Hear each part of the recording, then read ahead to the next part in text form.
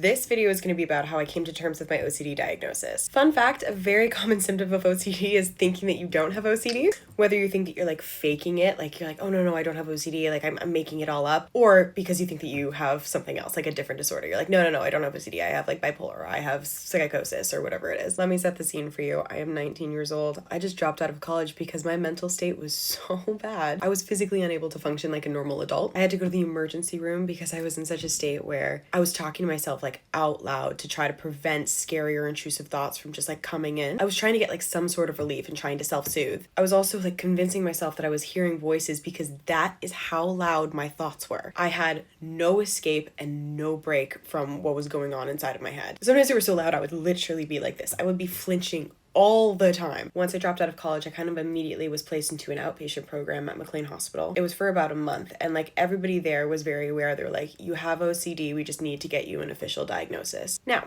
something that's important to note is that I was fully under the impression that like, yeah, I might have like a little OCD, but I have bipolar. Why I thought that is because a therapist back in the day, about a year ago, was like, I was telling her all of my symptoms, and she was like, oh, well, like, you know, that sounds like bipolar. Do you think that you might have bipolar?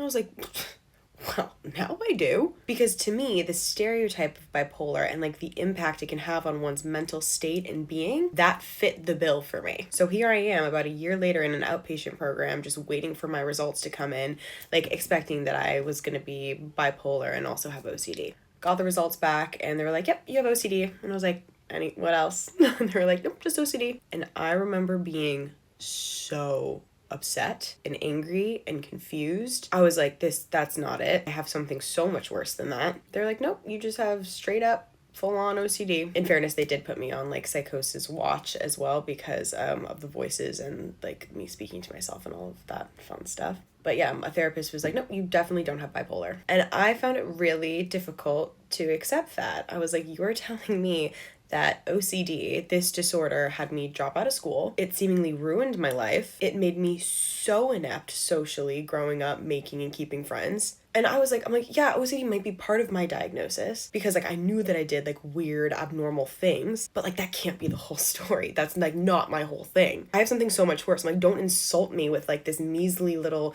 cleaning disorder. Like I'm not type A, I'm not organized, I don't clean for fun. I clean because I have to. I'm like, this is so wrong. Even thinking about it, I'm like upset. I'm like, I think I cried, to be honest, because I remember feeling so invalidated by my diagnosis, to be honest. But I do remember not feeling invalidated for like very long because I started learning about what real OCD actually is. If I am nothing else, I am very inquisitive. Like I like knowing answers. I like being in control, knowing what's happening. Kind of like my disorder. I don't know. I very quickly started coming to terms with the fact that I related to most of the symptoms that they were telling me of what OCD was. I started understanding the disorder outside of the stereotype. For instance, I had no idea that OCD is ranked in the top 10 most debilitating disorders in the world, mental or physical. It is alongside like schizophrenia, bipolar. So I quickly started to understand like the gravity of the situation and how serious like the disorder actually is. And to be honest, 8 years after getting diagnosed, to not have it have the stereotype that bipolar and schizophrenia have has been helpful in regards to like,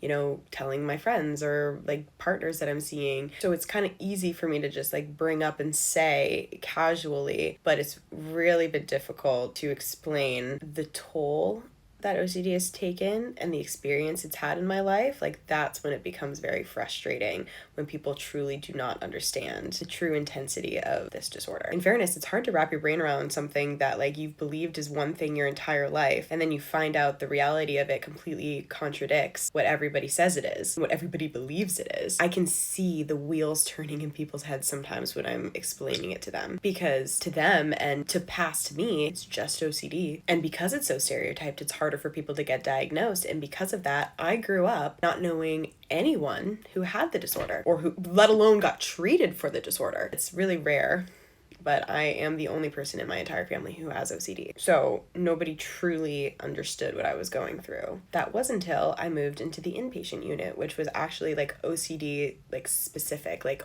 we only had OCD in this unit. And I know this is a weird thing to say considering I was in a mental hospital, but I had never felt more normal or accepted in my entire life. It was honestly here where I could say I truly started coming to terms with my diagnosis. It was also here where I started learning from people and like seeing what people were doing, and more importantly, what they were not doing, what they were avoiding, what mistakes that I wanted to not do. I knew that I only wanted to be this bad once in my life. I was prepared to accept my diagnosis, but I was not prepared to accept the state that it had put me in. If you have been diagnosed with OCD recently, or even not recently, these are some of the things that have helped me come to terms with my diagnosis. Number one, and I kind of mentioned this earlier, but it's finding people who have OCD, whether that is like in a mental hospital, in person, support groups, online or in person, or like social media. You have what I did not have 8 years ago, which is people talking about it. To this day, it makes me feel like less alone, less scared, and less isolated, knowing that people are going through the same things and thoughts that I'm also going through. Number two is like researching and educating yourself on the disorder. And I know sometimes it's scary and avoidance is a huge thing with OCD, but it was like the best thing that I could have ever done. I was really lucky that I didn't have to do this, but like asking people in your life to research the disorder as well, so you can kind of like